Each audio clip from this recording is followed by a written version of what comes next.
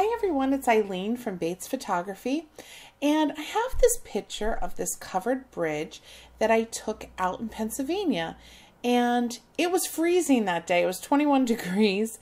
You can see we don't have too much foliage left on the trees, and when you look at this picture, it's kind of drab and boring, and I shoot in manual mode in RAW.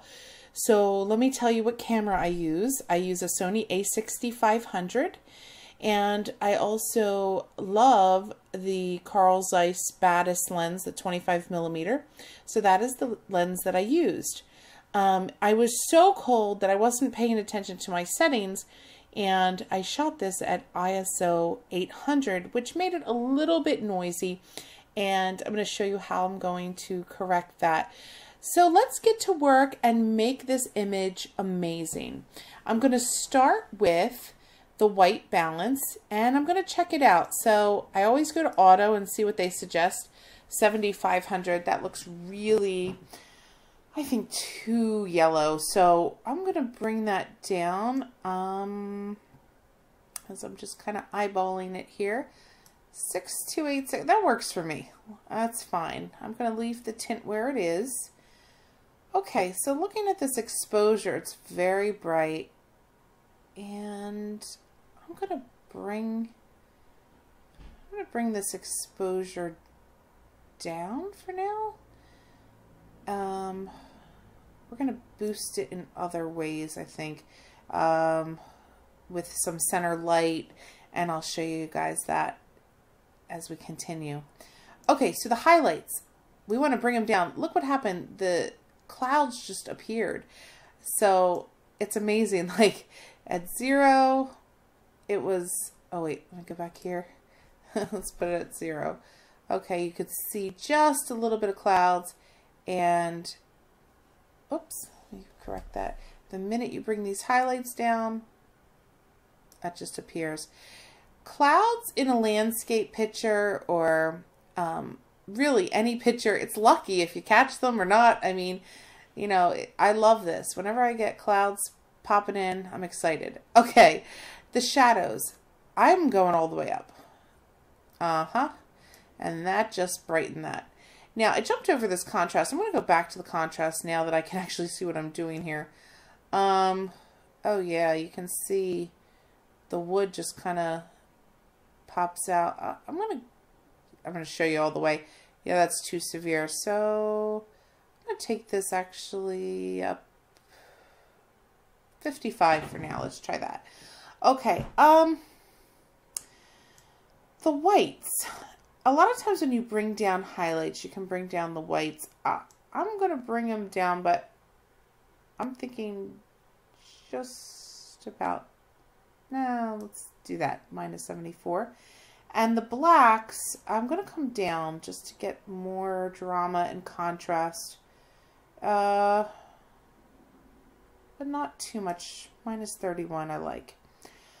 Okay, for any type of landscape, still life, the clarity, I bump it up. So I kind of see the extremes always. And that just looks like a washed out mess. So I'm going to bring this up to 14 for now. The vibrance on this one, I really want this to be colorful, and I think I'm going to keep it at 19. Saturation is, all of these are really, you just play with the sliders, and it's all about what you like. So saturation, you know, some people like more the black and white, the vintage looking photos, but we can really make this colorful. So I am going to do that. I'm going to bump this up. That's too much. I'm going to put the saturation there at 17. Okay. Now, with the tone curve, like sometimes I use it, sometimes I don't.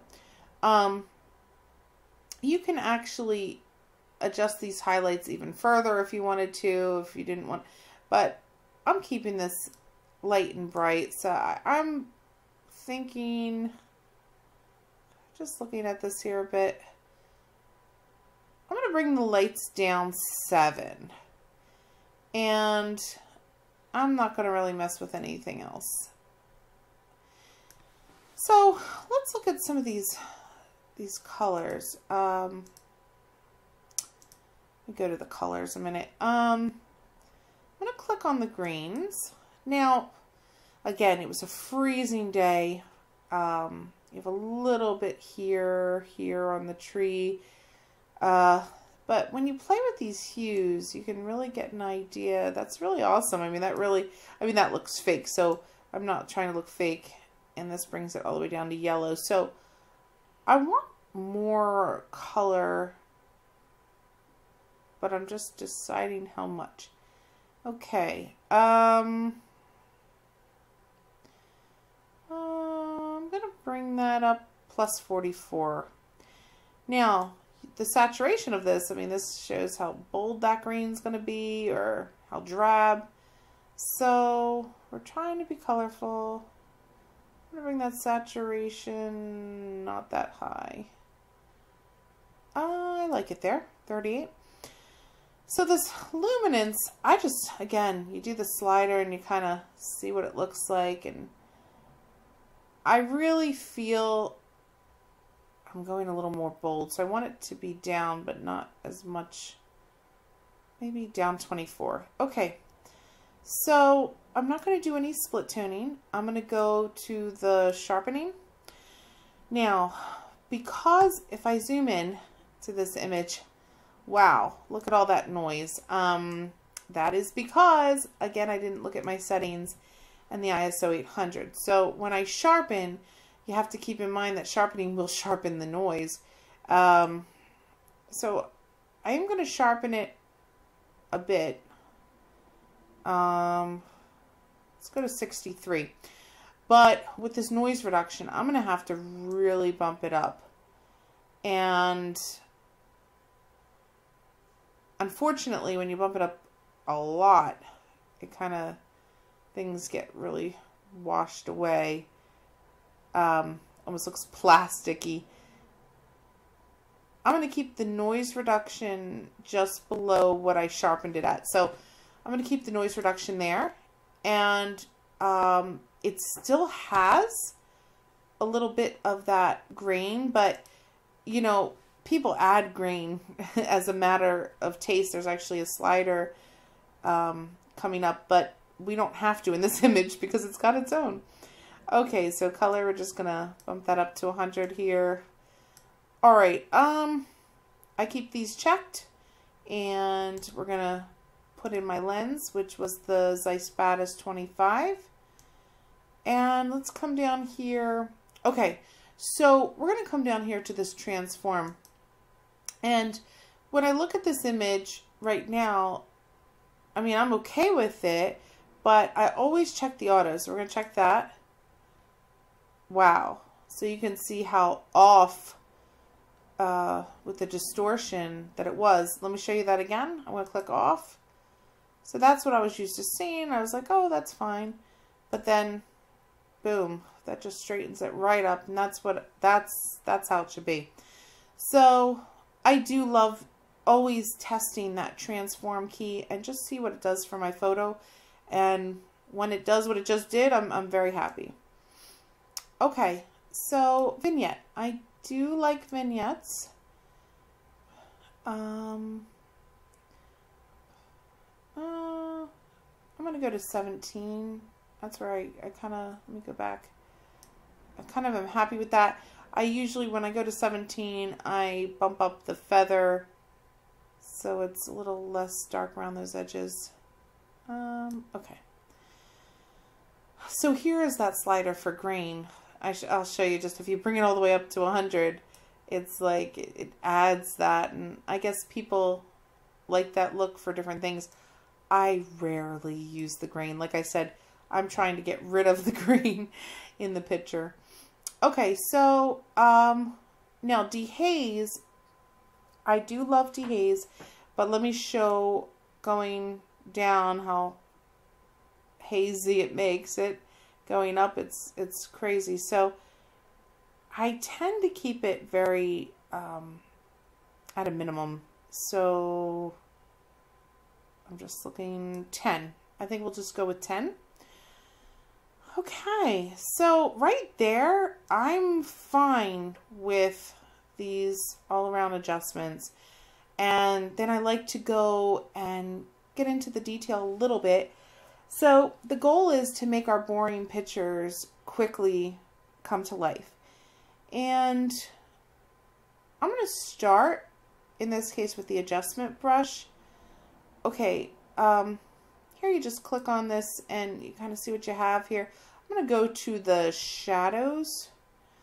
I'm going to bring these shadows up to 100. And one of the things I wanted to do, I'm actually just minimizing my little shadow brush. I'm going to go in here. I don't know if it's going to do much of anything. We'll see. I'm just bringing it around the inside of this bridge here. All right, so I kind of hover over and it shows me where in the red where the shadows are. I like that. You know what? If I click in here, oh, it's still loading. I like that you can kind of peek inside this bridge, and you know, covered bridges are unusual, so it's nice to see the detail. It also makes the picture more interesting. Like, you're looking at the picture, but your eye goes right into, okay, are those rafters? What does it look like in there? And that's what makes it exciting. Okay, I'm happy with that. Now, what else can I do with this picture? This front here is so washed out, especially next to, it's like front bed, especially next to this grass that I just made much more green. For the time of year that it was. So I'm gonna go back to this adjustment brush. I'm going to lower the shadows. I'll lower them maybe to there, -31. And okay, I'm gonna literally start drawing. Yep, there we go. I'm creating mulch. Yeah, it's like amazing what a little bit of adjustment can do. Alright, so I'm not really being careful as far as just trying to get an overall look here. Bring that over here and down. Huh, cool. Mulch. Alright, so I'm going to kind of hover over there and see. I didn't want to go over that bush, but I think I'm going over that bush. Okay. All right. I think I'm happy with that. Now, what you can do is, I'm going to click this one, and we can actually see now, we can drag the shadows back up. So it was pretty much there, and see where we want it. Yeah, I don't want it that dark.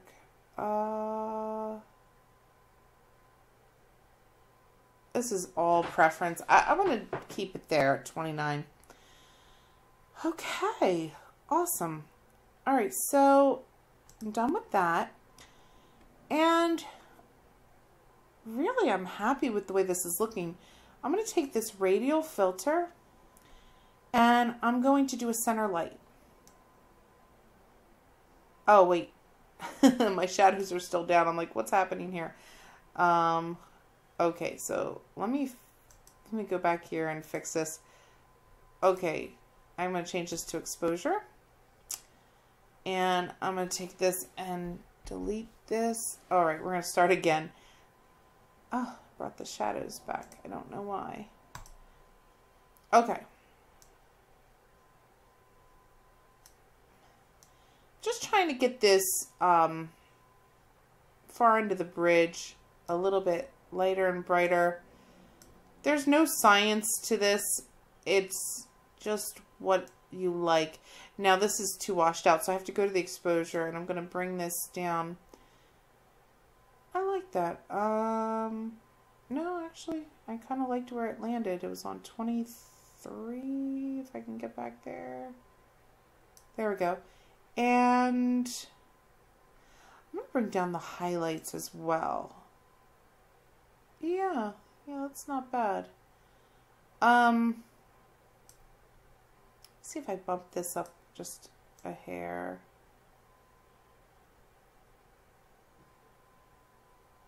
Yeah, like that.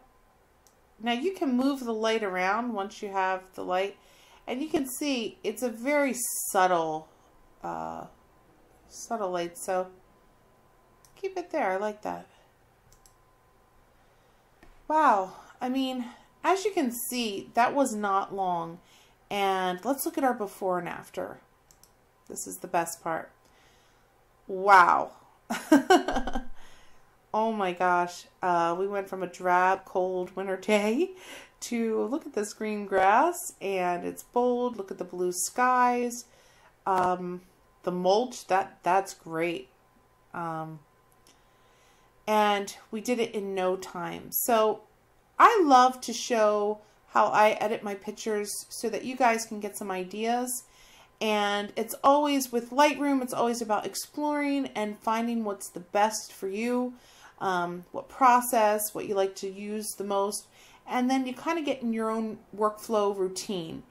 So I'm very happy with this. If you guys have any questions, or if you want to see another type of Lightroom tutorial, I'll be happy to help in any way I can.